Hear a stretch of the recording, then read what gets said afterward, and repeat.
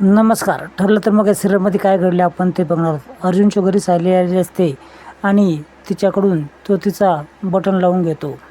इकडे अस्मिता जॉब इंटरव्ह्यूसाठी तयारी करत असते. ती विविध ठिकाणी जाणार असते. इकडे सायली काहीतरी बहाणा करून बाहेर निघते आणि ते टेप रेकॉर्डरच्या दुकानात जाते. तिथे एक गुंड तिचा पाठलाग करतो. तिचा फोटो काढून कोणाला तरी पाठवतो देखील. आता ही खूप खुश असते की टेप रेकॉर्डर भेटला आहे. आता ती ऑडिओ कॅसेट ऐकायला भेटेल. इकडे जॉबच्या साठी ही अस्मिता बाहेर पडते. कल्पनाला सांगता कल्पनाला ती सांगते की मला हॉस्पिटलमध्ये चेकअप करायला जायचं आहे. इकडं अर्जुन घरी येतो की सायलीला घेऊन जाण्यासाठी, पण त्यावेळेस सायली निघलेली असते. तो खूप चिडतो. तो प्रतिमा त्याला कॉल करतो आणि विचारतो तिकडं आली आहे का. त्यावेळेस ती नाही असं बोलते.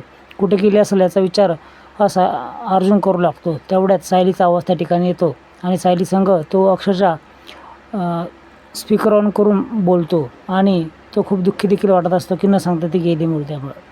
आता प्रतिमा त्या आणि सायली दोघी कॅसेट ऐकत असतात. त्यावेळेस हिला असं जाणवतं की लहानपणीचा आवाज तो तिचाच आहे. मग प्रतिमा त्या असं का म्हणत आहे की हा तन्वीचा आवाज आहे. काय मिस्ट्री असेल ते आपल्या नेक्स्ट एपिसोडमध्ये नक्कीच कळेल. आता ही जॉब शोधून घरी आलेली असते. त्यावेळेस अर्जुन आणि कल्पनाला आश्चर्य वाटतं. ही अशी का वागत आहे, जरा ऑड वागत आहे. पुन्हा सायली खोलून विचारते प्रतिमा हा आवाज कुणाचा आहे. त्यावेळेस ती तन्वीचाच आहे असं बोलते. आता हिला रात्रभर झोप लागत नसते कारण तो आवाज तर तिचा असतो ती ओळखते. ती मधुभाऊकडं जायचं ठरवते. मधुभाऊकडं विचारणं देखील करत असते. त्याच वेळेस अर्जुन त्या ठिकाणी येतो आणि